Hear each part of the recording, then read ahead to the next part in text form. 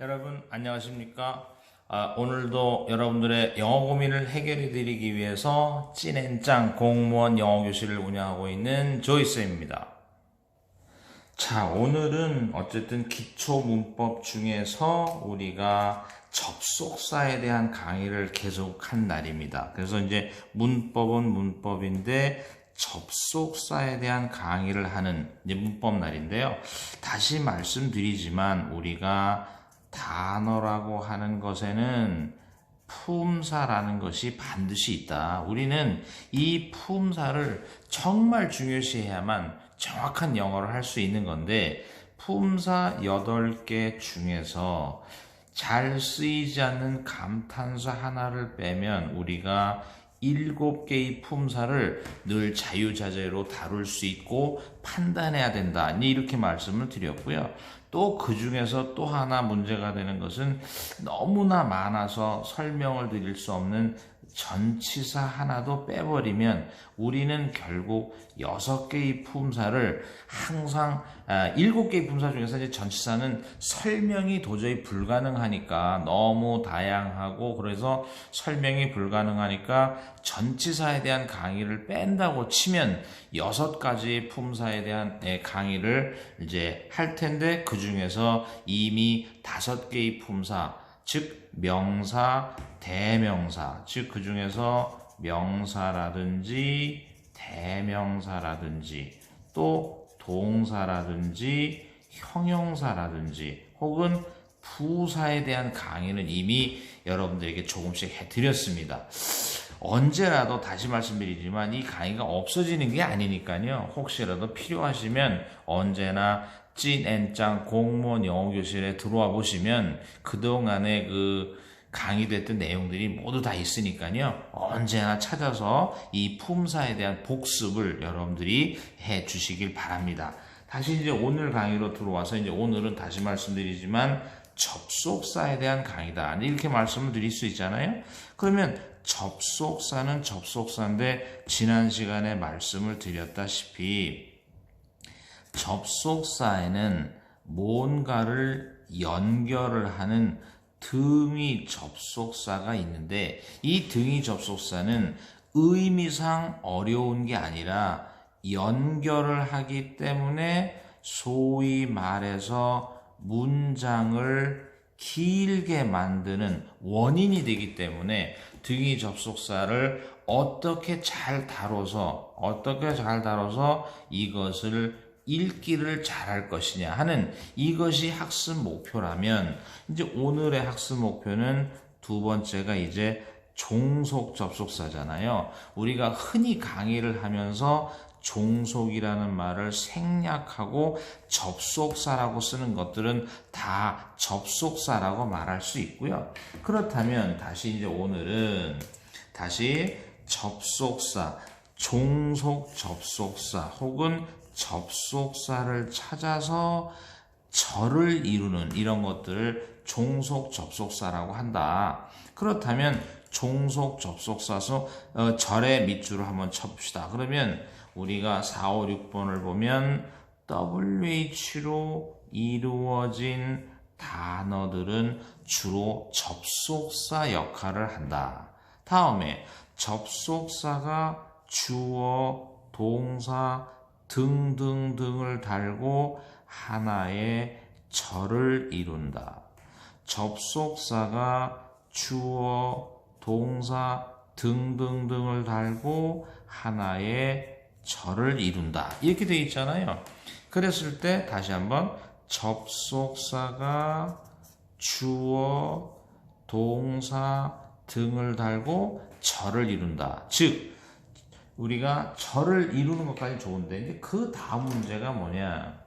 우리가 무슨 절이냐? 이게 중요한 거예요. 무슨 절이냐? 그렇다면 우리가 절의 종류를 밝혀라. 그러면 절의 종류라는 건 딱 3가지가 있는 거죠. 명사절이냐, 형용사절이냐, 부사절이냐. 이렇게 이제 가리는 건데 지금은 is라는 동사 왼쪽에 주어로 쓰였으니까 명사절이다. 이렇게 돼 있고 그 다음에 문장을 5번은 문장을 시작해서 주어가 나오기 전까지를 부사절이라고 한다. 이런 식이고요. 그 다음에 6번에서는 이런 거잖아요.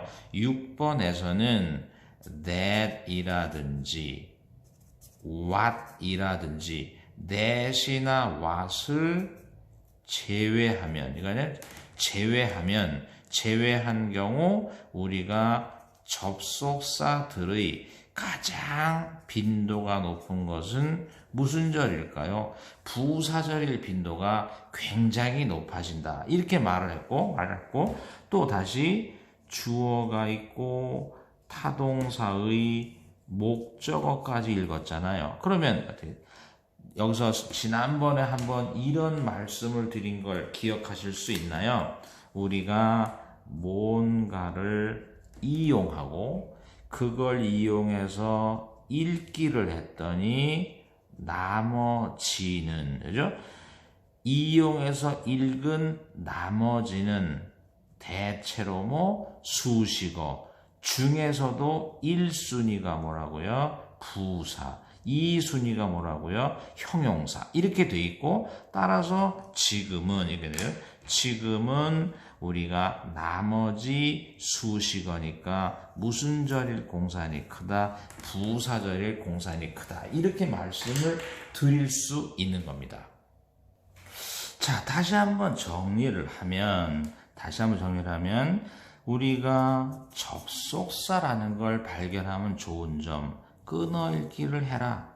왜? 절이니까. 이렇게 되잖아요. 그래서 접속사를 알면 좋은 점은 끊어 읽는데 도움을 준다. 이렇게 말할 수 있어요. 그래서 우리가 절을 어쨌든 끊어 읽어보는 거고요. 그 다음에 접속사 다음에 주어, 대체로죠. 주어, 댕댕댕 등의 절을 읽었다. 읽은 후에 우리는 무슨 절, 이걸 꼭 가려야 된다 그랬어요. 그래서 명사절인지 형용사절인지 부사절인지를 꼭 가려야 된다고 얘기했단 말이죠. 그러면 왜 가려야 하느냐? 절의 종류를 왜 가려야 하느냐? 이렇게 되는 거잖아요. 왜 가려는 결국 이 절이 문장에서 어떤 역할을 하느냐에 따라 그 표현이 달라지기 때문에 절은 그 종류를 반드시 가려야 합니다. 다시 정리하면 접속사를 알면 좋은 점, 끊어 읽는데 도움을 준다. 접속사가 나오면 괴로운 점, 문장이 길어지고 무슨 절인지를 가려야만 표현을 할 수 있다. 이런 것들이거든요. 그렇다면 우리가 이제 7번 문장으로 한번 가보실까요? 7번 문장으로 가보면 우리가 as라는 단어를 만나면 as는 접속사일 공산이 가장 크지만 전치사일 수도 있고 좀 부사일 수도 있는 건데 지금 그 뒤에 주어 동사를 달고 다니는 것으로 미루어 보아 접속사 하면 그 다음 생각이 절 하는 순간 세 가지 생각이 명사절, 형용사절, 부사절. 그러나 that, what 혹은 that과 wh를 제외하면 대체로 무슨 절? 부사절. 이렇게 돼 있잖아요. 그래서 한 가지만 더 얘기하면, 다시 한번 얘기하면 문장 시작을 접속사로 했고 문장 전체의 주어가 나오기 전까지는 뭐라고 판단한다? 부사절. 이렇게 판단할 수 있는 거잖아요. 그죠? 그 다음 if라는 단어는 천지 개벽해도 뭘까요? if는 천지 개벽해도 접속사 다음 생각이 뭘까요? 절 하는 순간 if는 10중 8구 무슨 절이지만 명사절, 무슨 절일 수 있다. 10중 8구 무슨 절이지만 부사절, 가끔은 무슨 절일 때가 있다. 명사절. 그런데 문장 전체에 뭐 나올 때까지? 주어 나올 때까지 무슨 절이라고 말할 수 있다? 부사절 이렇게 돼 있잖아요. 그런데 그 다음 예문을 보면 어떻게 돼 있나요? 그 다음 예문에 if의 품사가 뭐라고 했나요? 접속사라고 했잖아요. 그죠? 그렇다면 우리가 if의 품사는 접속사. 접속사라면 좋은 점 끊어 읽기.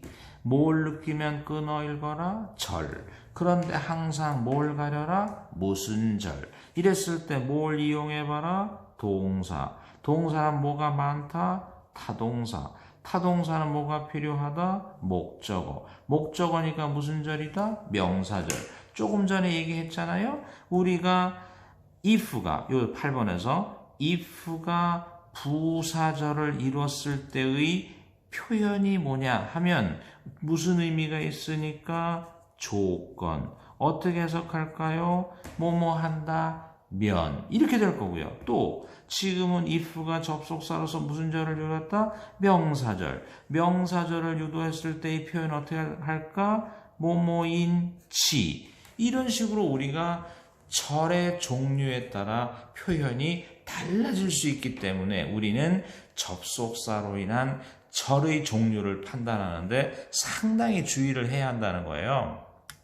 자, 계속해서 이제 세 개의 문장에서 접속사를 한번 찾아볼까요? 그랬더니 whether라는 단어가 접속사, that이라는 단어가 접속사, once라는 단어가 접속사이다. 이렇게 말씀드릴 수 있어요. once라는 단어는 솔직히 우리가 처음 배웠을 때 예전에, 옛날에, 한때, 한 번 그러면 once라는 단어는 부사일 공산도 있지만 우리가 접속사일 공산도 있다. 이렇게 단어의 품사는 한 가지만 있는 게 아니니까 여러 가지의 품사를 우리가 적응해야 되는데 이제 지금 once의 품사가 접속사인 이유는 이렇게 돼 있잖아요. 접속사인 이유는 하나의 문장에 문장 전체의 주어 동사가 있는데 또 다른 주어 동사가 있다는 것은 무엇을 이루어야 한다? 절이다. 다시 한번 하나의 문장에는 주어 하나, 동사 하나가 있어야 되는데 또 다른 주어, 또 다른 동사는 절을 이루어야 하고 절을 이루려면 접속사가 필요한 거죠. 또 아까도 말씀드렸죠? 읽어가다가 접속사를 느끼면 좋은 점 끊어 읽는데 도움을 준다.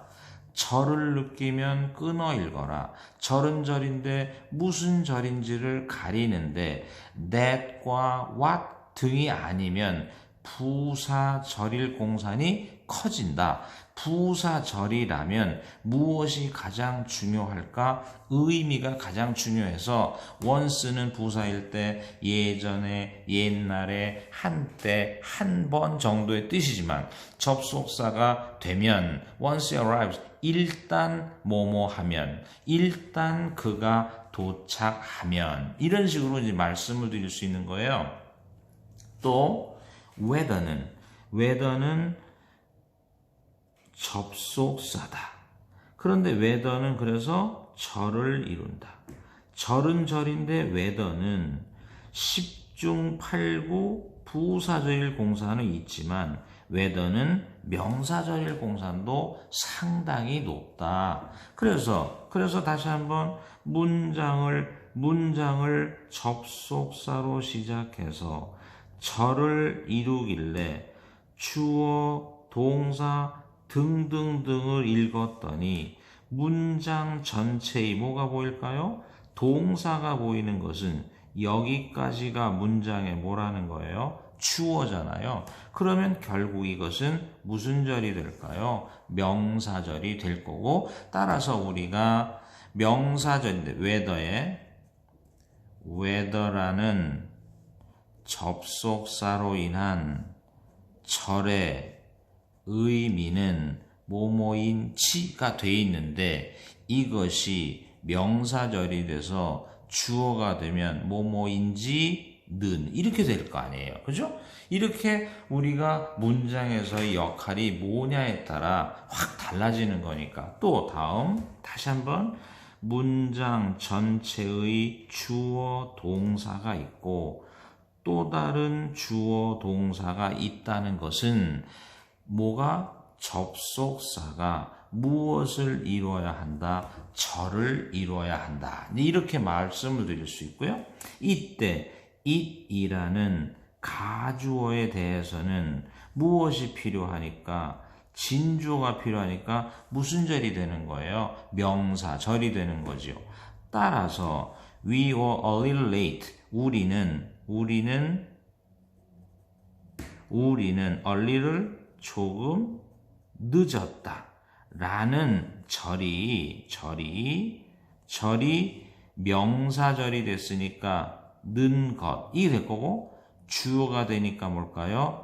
이런 거잖아요. 우리가 조금 늦었다. 라는 것은 이렇게 돼 있죠. 라는 것은 하고 명사절로 만들어서 주어로 쓰는 이런 표현이 돼야만 우리가 정확한 해석을 할 수 있게 되는 거예요. 따라서 우리가 다시 한번 우리가 이번 강의의 결론을 한번 내려보면 이런 거잖아요.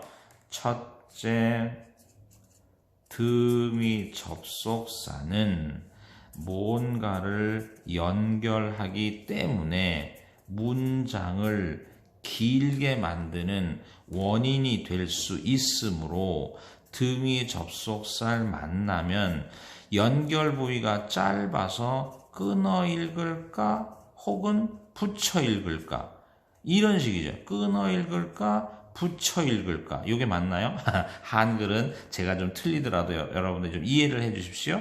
그래서 끊어 읽을까 붙여 읽을까 판단하고 두 번째 이게 도대체 무엇을 연결하고 있지? 라는 이런 것에 초점을 맞추는 공부를 하시면 좋다. 이런 충고를 하나 드릴 수 있고요.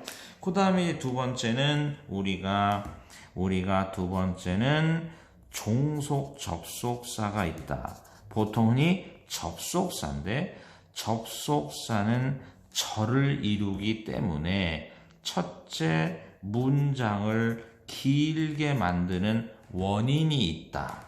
그 다음에 원인이 된다. 두 번째는 우리가 반드시 명사절인지 형용사절인지 부사절인지 절의 종류를 가려버릇해라. 세 번째, 절의 종류에 따라 우리가 표현을 주의해야 되겠다 하는 이런 충고 말씀을 드릴 수 있어요. 어쨌든 다시 말씀드리지만 선생이 말하는 문장을 길게 하는 5가지의 적이 있습니다. 바로 그게 뭘까요? 자, 다시 한번 우리가 참